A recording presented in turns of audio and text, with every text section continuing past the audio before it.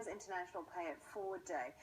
You can do this individually. Companies around the world are also joining in. They're encouraging their employees to do something kind for someone else. Now, this year, organisers of Pay It Forward Day are aiming to inspire more than 5 million acts of kindness around the world. You know that there's 75 countries that are involved in Pay It Forward. Isn't it? And it's not just about being charitable to someone who actually needs it. It's just being sort of kind to somebody. Generous, and changing the whole sort of energy between people in general in public. Because I mean, with strangers, you just don't really interact with people. Yes, exactly. Doing something for somebody else, and then somebody else will go ahead and you know, do something else for somebody else, and the chain continues. And apparently, all it takes is three gestures of these random acts of kindness for people to do to actually change the world. Right. What have you done? Well, I did this a while ago, actually, and I was driving with a friend, driving through a toll, and we paid for the person behind us.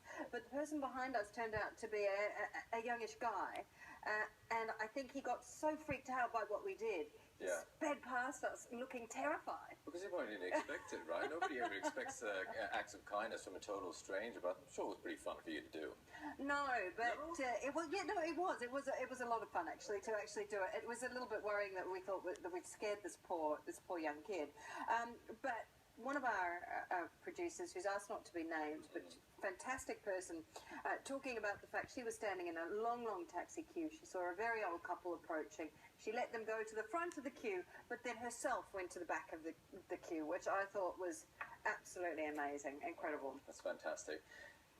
All right, let's bring in Chris Ridd, who's the Managing Director at Xero Australia, who's on the line with us from Sydney. So, Chris, talk to us about some of the, Pay It Forward stories that you've heard about that have really inspired you.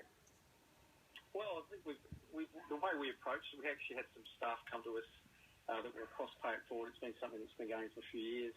And we thought it was a great idea to do that in conjunction with some small business owners, which is obviously the market that we're involved in. And so we picked some cafes, we picked a swimming pool up in Sydney, the icebergs, we picked the health, yoga places. There's a number of small businesses that we targeted, and it was really interesting. You've got many different reactions, everything from people like you were saying that were quite shocked and bewildered, through to people doing high fives and laughing, and it's just one of those things that you don't often come across, that sort of random act of kindness with a complete stranger. Yeah.